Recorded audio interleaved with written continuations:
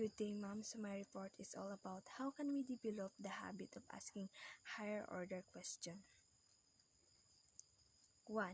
Because faculty tend to teach the way they were taught, literal level questions are typically overused. Therefore, even when assessing students, learning instructors should avoid literal level questions in favor of those requiring higher order thinking.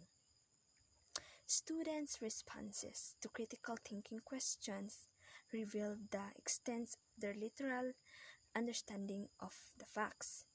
In addition, a student's ability to apply and transfer that knowledge in different contexts can be assessed.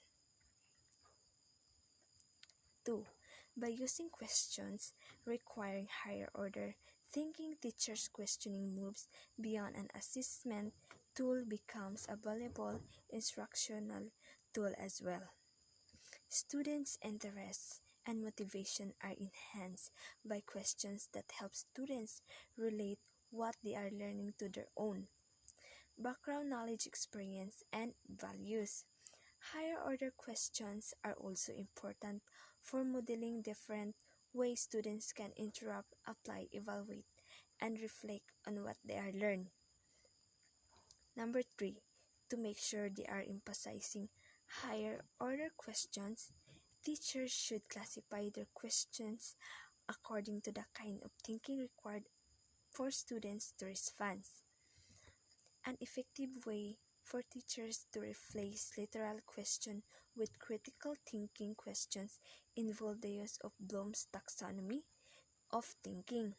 Since the first two levels in the taxonomy reflect literal level thinking, questions classified as knowledge comprehension should be avoided.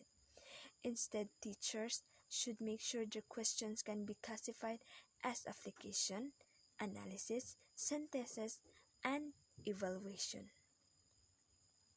Number 4.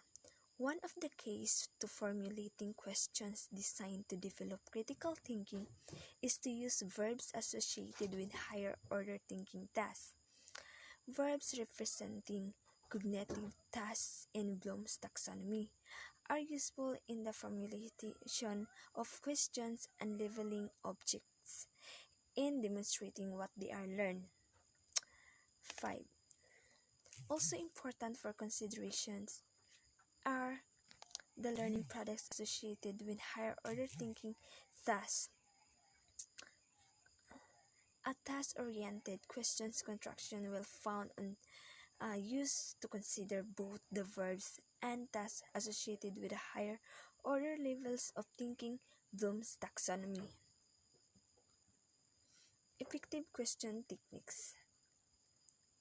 1. Pose the question first before asking a student to respond.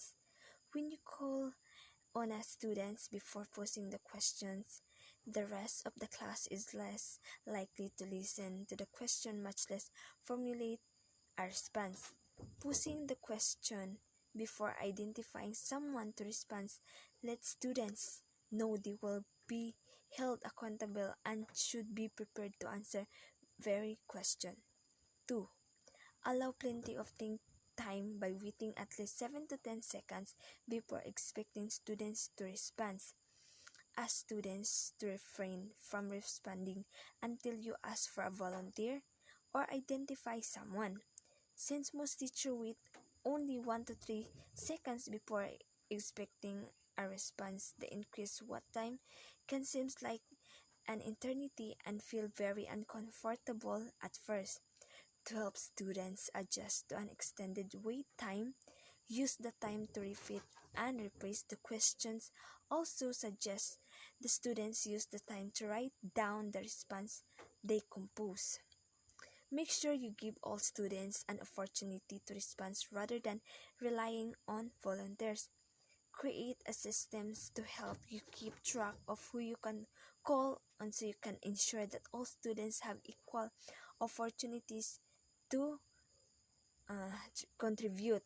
If you call a student who is not ready to respond or does not know the answer, allow the students to pass and give her or him another opportunity later. 4.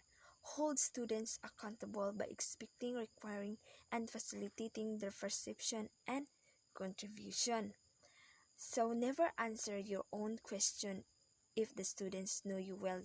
Give the answers after a few seconds of silence anyway what their incentive. Do not accept I don't know for anyway. Allow additional think time if necessary by moving on then coming back to the students for a response later. Offer hints or suggestions to guide students in formulating quality response. If a student is unable or unwilling to formulate a response, then offer two or more options and let the students choose one. 5. Establish a safe atmosphere for risk-taking by guiding students in the process of learning from their mistakes.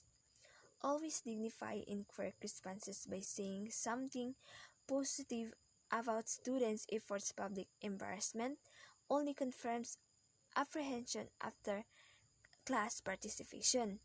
When students make mistakes, build their confidence and trust by asking follow-up questions designed to help them self-correct and achieve success. Admit your own mistakes and think aloud examples of the reflection process and demonstrate increased awareness, new insights, concept, and clarification. So that would be all my report. Thank you.